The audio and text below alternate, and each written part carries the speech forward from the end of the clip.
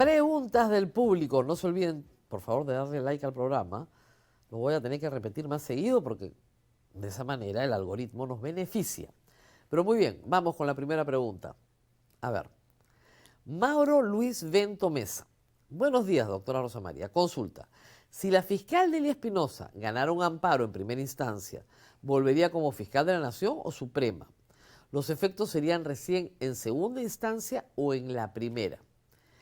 Yo creo que todo depende de la cautelar. Es decir, si ella pide una cautelar primero y le dicen repóngase porque se han vulnerado sus derechos, hay que ver en qué términos además la reponen. Entonces todo depende de la cautelar. ¿Ok? Lo que tenemos que esperar es una cautelar. La cautelar puede salir muy rápido. Debería, en teoría, salir muy rápido.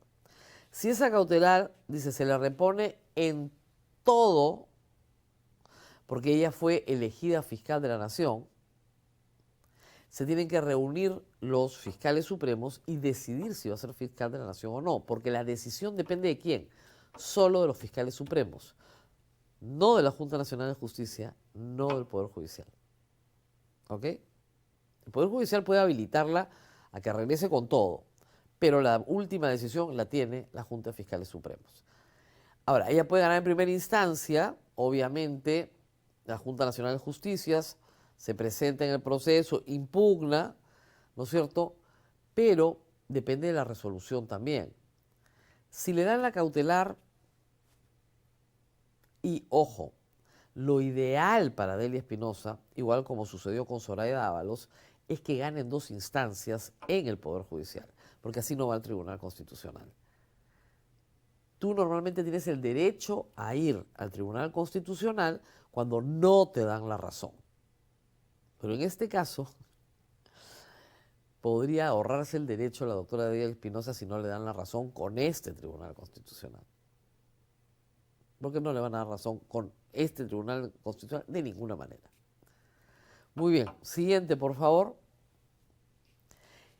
César Villarreal, y además nos hace una donación. ¿Quién legisla los procesos penales? ¿El TC o el Congreso? El Congreso. El Congreso es el legislador. El Código Penal, el Código Procesal Penal, el Código Civil, el Código Procesal Civil se aprueban por ley. ¿Quién hace las leyes? El Congreso. ¿Qué hace el Tribunal Constitucional? Cuando se lo requieren, no de oficio, solo cuando hay un proceso, ¿ok? Discute si la norma es constitucional o no. Si lo hace para todos, se llama acción de inconstitucionalidad. ¿Ok? Hay algunas personas en la Constitución habilitadas para decirle al Tribunal Constitucional, oye, dime, ¿esta ley que ha aprobado el Congreso es constitucional o no? Y esas personas son el presidente de la República, el fiscal de la Nación, el defensor del pueblo, ¿no? Los colegios de abogados, 50.000 ciudadanos. Esos son los que tienen título para pedirle al TC, oye, dime si es constitucional o no. Solo ahí el Poder Constitucional puede pronunciarse. Solo ahí. ¿Ok? Lo otro es que yo particular, ¿no es cierto?, han vulnerado mi derecho. Si es mi derecho a la libertad, habeas corpus. Para todos los demás derechos, amparo. Así funciona. Entonces, el proceso penal lo legisla el Congreso. ¿Qué ha hecho el Congreso en los últimos 2 años? Modificar el Código Penal y el Código Procesal Penal para beneficiar al crimen organizado. Parte del problema que tenemos hoy. Siguiente pregunta, por favor. Eduardo Parra. Buenos días, Rosa María y equipo. ¿Crees que el destino del país en realidad se define en primera vuelta? El Congreso y Senado concentran casi todo el poder. ¿No es mejor enfocarse quiénes serán sus integrantes? Absolutamente de acuerdo. Sobre todo el Senado. El Senado es, en el nuevo esquema constitucional, un tapón, como es el fiscal de la Nación o la subcomisión de acusaciones constitucionales. Son tapones. Tú tienes que pasar el obstáculo del Senado para lograr ser ley. Si no, no eres ley. Entonces, el Senado tiene un poder enorme. Los 60 senadores pueden bloquearte todo, lo que quieran. Y finalmente es el Senado el que revisa el trabajo de diputados. No tiene iniciativa legislativa, pero al revisar puede rehacer una norma de una forma completamente distinta. Entonces lo que importa al final del día es quién tiene la última palabra, y la última palabra la tiene el Senado. Así de claro. Así de simple. El Senado no puede ser disuelto, nunca. La Cámara de Diputados sí, aunque ya eso es irrelevante porque la cuestión de confianza quedaba abolida en la práctica. Eso es lo que tenemos. Un Congreso que no se puede disolver, con enormes poderes, y que puede vacar simple y llanamente por los votos, casi sin expresión de causa. Diciendo no nos gusta, chao. 2/3 en la Cámara de Diputados, 2/3 en la Cámara de Senadores, para afuera el presidente. El primero, el segundo, bueno, el que es presidente, el primero vicepresidente, y el segundo vicepresidente no, porque ahí sí se tiene que disolver el Congreso y llamarse a nuevas elecciones. Completo. Completito. Entonces ahí no les conviene. ¿Quién es segundo presidente en cada lista y quién es senador en el Perú? Es lo clave para ver si vamos a tener un gobierno que dure 5 años o no. Así de simple. Porque las fuerzas políticas, si no les conviene o no les gusta a aquel por el que nosotros votamos, lo van a sacar de todas maneras. Han armado un esquema para ese fin. ¿Ok? Están todos advertidos. Siguiente, por favor. Calvencir. Buen día. ¿Qué opina que Porky regaló motos a Puno y ahora Keiko también viajó a Puno, cuando ambos blindaron a las denuncias de las matanzas ocurridas ahí? Yo creo que Puno los va a recibir con el cariño que merecen. ¿No? El problema es este. Son perfectamente conscientes ambos candidatos de que el sur andino no va a votar por ellos. Perfectamente conscientes. Pero necesitan algo de votación en el sur andino. Algo, aunque sea poco, para que sume a lo que van a sacar en Lima, donde creen que son muy fuertes, o serán muy fuertes, creen por lo menos. Entonces tienen que hacer campaña. Pero dudo que tenga mucho resultado. Keiko Fujimori nunca ha podido. En campañas donde tenía más expectativa, como la del 2016, hizo campaña muy fuerte en el sur y prefirieron votar por Kuczynski.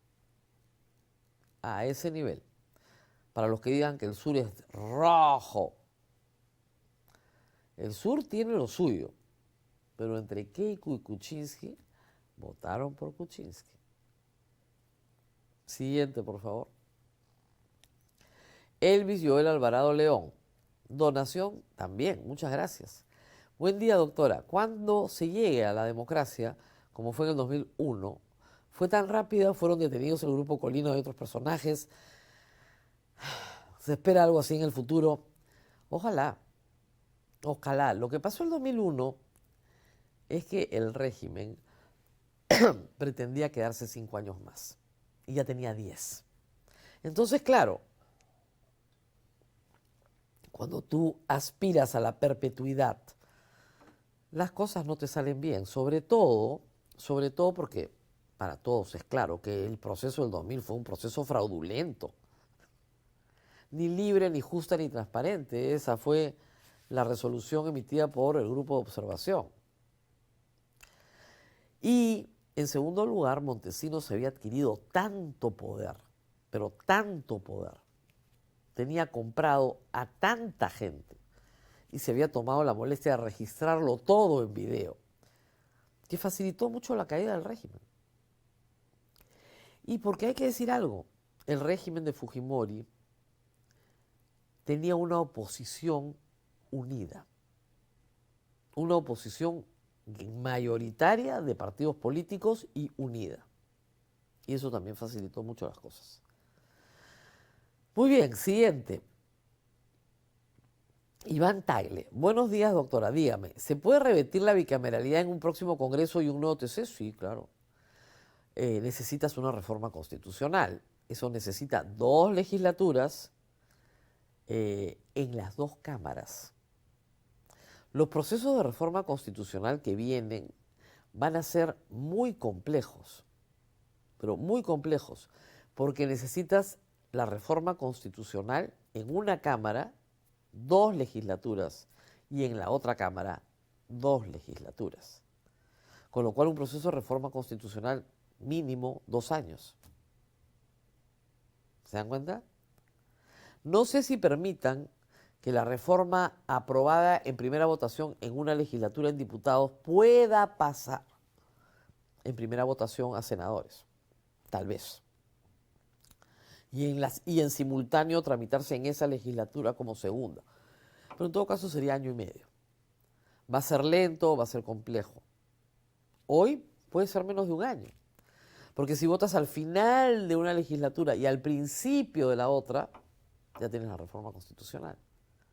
Acá va a ser bastante más complicado por las 2 cámaras, pero sí, sí se puede. La pregunta es si se debe o no.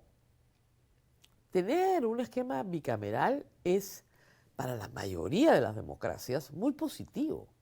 Y la gran mayoría de democracias en el mundo tienen sistemas bicamerales. El bicameralismo hace que los atropellos sean más lentos. Y como este es un Congreso que atropella, de repente hasta nos conviene. Ojo, la crítica al Congreso que se disolvió en 1992 era que era muy lento. Justamente. Y era, efectivamente, muy lento. Vamos a ver cómo nos va con un Congreso donde el Senado no tiene iniciativa legislativa.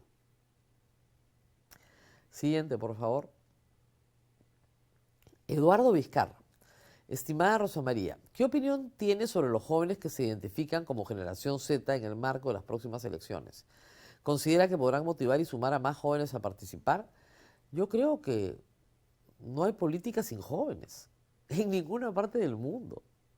Y sobre todo los jóvenes universitarios, los que tienen educación superior. Son los grandes movilizadores del pueblo. Tienen la energía, el entusiasmo, la dedicación, el compromiso, la pasión, la generosidad. Sin jóvenes no hacemos nada.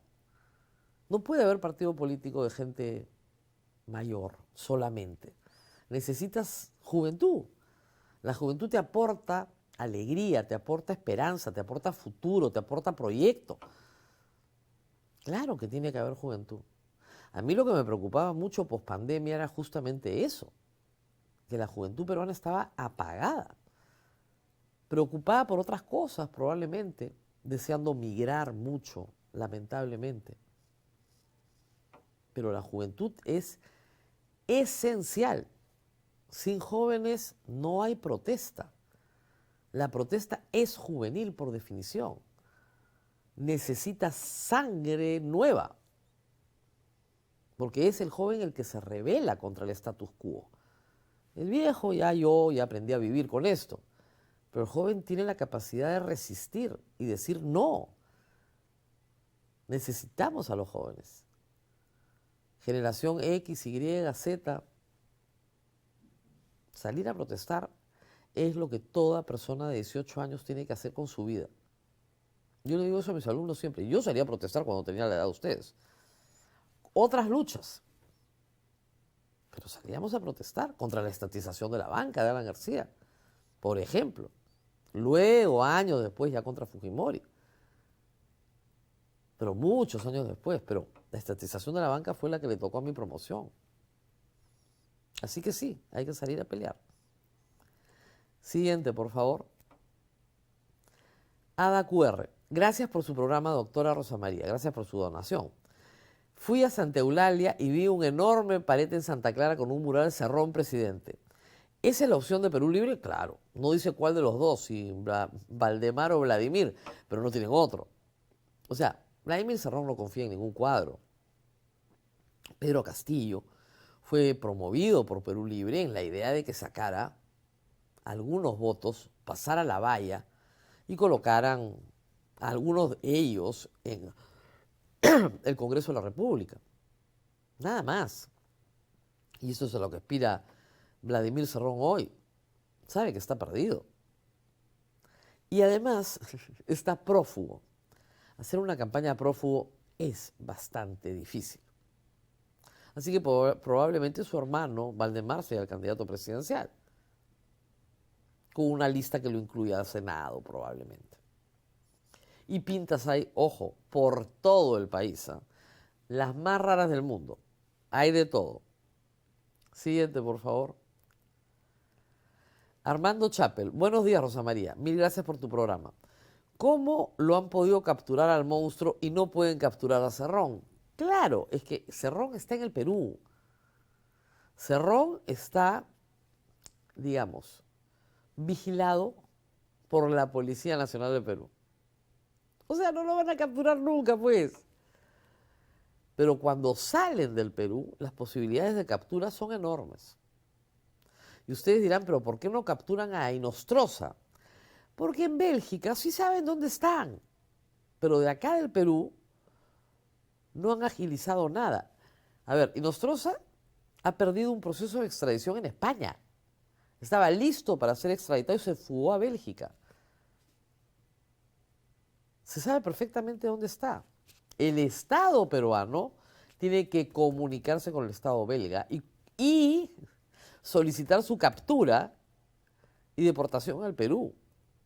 ¿Hay alguien que se está ocupando del tema en el Ministerio de Justicia, donde estaba el señor Arana, que es ahora primer ministro y que tiene llamadas telefónicas para hablar de fútbol con Inostroza? No, nadie se ocupó nunca más. En el caso de delincuentes comunes, criminales de toda la haya, tenemos policía en todas partes del mundo que no quiere tener criminales extranjeros en su país. Obviamente, y si los están buscando en su país de origen, qué mejor que capturarlos lo más rápido que se pueda. Según un periodista paraguayo y un policía paraguayo en el lugar de los hechos, estando cercado el monstruo Eric Moreno, recibió llamadas que lo pusieron alerta y estaba listo para volver a huir. Y ahí ingresaron. La policía paraguaya solo le avisó a la policía peruana, a nadie más. ¿Qué les puedo decir? Vladimir Cerrón no lo van a encontrar nunca. El señor Santibáñez, que dice estar informado de todas las cosas, en la conversación con Junior Izquierdo le dice, entre otras cosas, que a Vladimir Cerrón lo sacaron en la maletera, en el cofre del auto presidencial de Dina Boluarte. Él lo dice, no yo. Siguiente, por favor. Paolo López Botger. Buenos días, espero se encuentre bien. ¿Es probable que Castillo salga en libertad y pueda postular la próxima campaña para senador o diputado? Si para el 7 de diciembre no ha sido sentenciado, su prisión preventiva terminó. No puede estar más de 36 meses. Ojo, reitero, si para dentro de 2 meses y días no está sentenciado, con una sentencia que obliga a prisión inmediata, además, puede salir en libertad. Además, hay que decirlo, el Congreso no lo ha inhabilitado para el ejercicio de la función pública. Por lo tanto, hasta ahora, el señor perfectamente, si está inscrito en un partido o va como invitado, puede ser senador o diputado. Que yo sepa, no está inscrito en un partido, trató de inscribir un partido, pero sí puede ir como senador o diputado. Y ojo, yo creo que va a ser invitado por algunos partidos de izquierda, porque vaya que tiene arrastre, vaya que tiene popularidad. Ojo. Y esa lista de senador o diputado se puede ver muy beneficiado con su presencia. Si lo inhabilitan antes, si no procede, si lo condenan, ya anunció Martín Vizcarra que él lo va a indultar. Si a Martín Vizcarra no lo dejan postular, si a Martín Vizcarra lo condenan también antes de diciembre, antes de que se inscriban las listas, probablemente Mario Vizcarra, si lo eligen presidente de la República, como primer acto de su gobierno, indultará a su hermano y a Pedro Castillo. No les estoy contando nada que sea improbable, ¿eh? Les estoy contando algo que puede ser altamente probable, por si acaso. Siguiente, por favor. Leticia Rojas. En los dinámicos del centro está comprometida Dina, claro. Y ahí también le alcanza la investidura que le da la presidencia. No. Muy buena pregunta. Ese es un crimen anterior a ser presidente de la República. Ahí no tiene beneficio de antejuicio. Una vez que termina su mandato el próximo año, ese caso no pasa por el Congreso. Ahí nomás al toque la pueden procesar. Ojalá que en todo este tiempo la Fiscalía tenga un caso listo para entrar a juicio oral. Ojalá. Separaron el caso de ella del caso de los demás. Ojalá, reitero, que el próximo año, en agosto, una vez terminado su mandato, tengan un caso en la Fiscalía que pueda entrar de frente a proceso, a juicio oral. Sería ideal.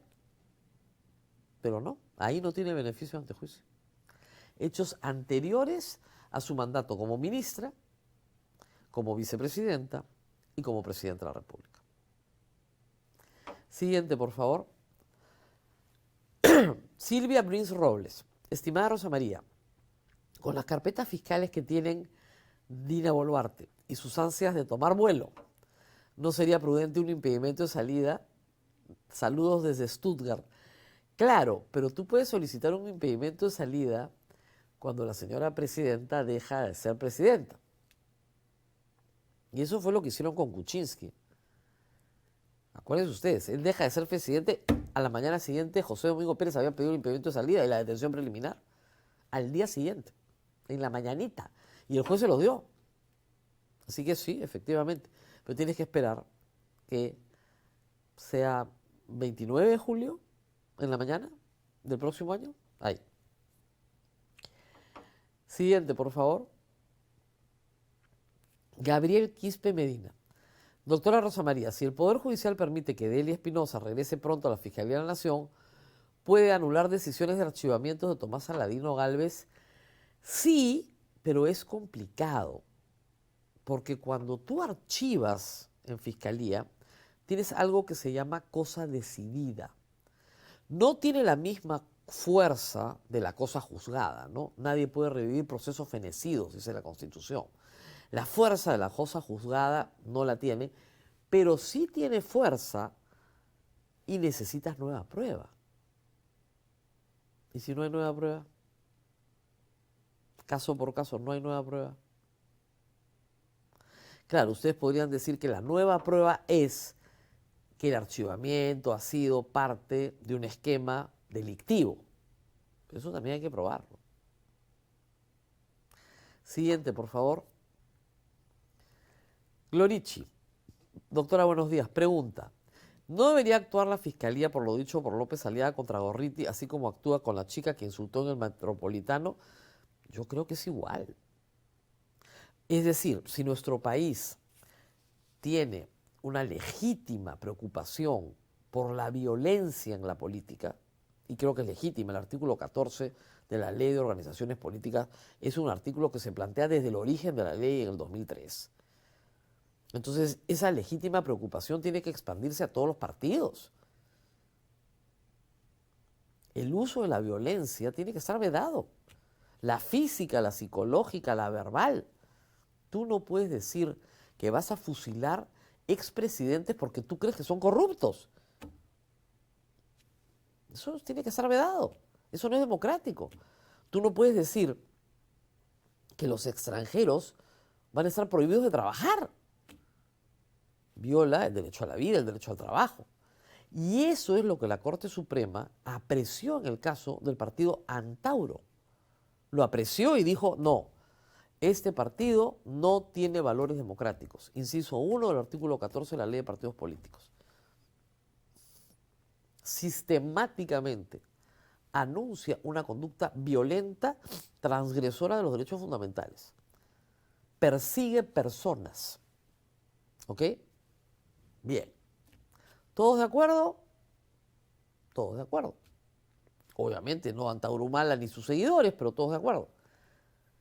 Entonces, ¿qué pasa con el resto de partidos que tienen una conducta violenta? ¿Qué pasa? ¿Qué pasa con los partidos que están vinculados a portátiles que van a las casas de periodistas y funcionarios públicos a acosar? Antauro Humala no tenía portátil, ¿eh? Yo quiero imaginar lo que hubiera pasado, ni imaginar, si Antauro y su partido hubieran tenido una portátil de activistas que iba a la casa de Keiko Fujimori a gritar groserías. ¿Se imagina? Al toque lo saca, pero ya no hubieran esperado tanto. Entonces, la norma tiene que ser igual para todos. Si el señor López Aliaga dice que ya llegó la hora de cargarse a Gorriti, entonces la norma tiene que ser igual para todos. He escrito sobre este tema para los interesados en mi columna del domingo en La República. La norma tiene que ser igual para todos. Fuerza Popular, Renovación Popular y el Partido Aprista, o por lo menos Jorge del Castillo, tiene vínculos directos con portátiles de acoso físico, domiciliario, afectando la paz y la tranquilidad de personas particulares en el Perú, como las camisas pardas en la época de Hitler, exactamente igual. ¿Eso lo podemos permitir? Esa es la pregunta. Hay una investigación en una Fiscalía de Derechos Humanos que está trabajándola para, ¿no es cierto?, imponer sanciones a las personas que cometen estos delitos de acoso.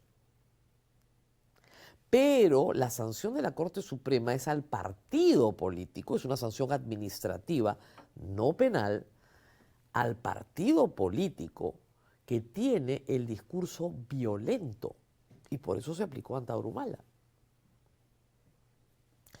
Yo no sé si la acción prospere o no en la Corte Suprema. Lo que sé es que está planteada. Y lo que sí sé, y creo que va a contribuir, es a bajar la violencia verbal, física, psicológica que se ejerce en la campaña. Por lo menos ya saben que la acción está interpuesta. Yo he tenido la pestilencia hace pocas semanas en mi casa. Después de un periodo de silencio, esta vez fueron mandados por Renovación Popular. Directamente por Renovación Popular. Porque fueron a mi casa, a la casa de José Domingo Pérez y a la casa de Susana Villarán. En la misma jornada, con movilidad contratada. Tenemos hasta la placa del carro. Porque se dejan ver. Porque creen que tienen impunidad para hacer esto. Ojo. Entonces yo, como usted, creo que se tiene que utilizar la misma vara para medirnos todos. Siguiente, por favor. Juan Nina, buenos días, Rosa María. ¿Qué otros candidatos presidenciales se entrevistará? A todos. Nosotros siempre, miren, esta es mi 7ª campaña presidencial.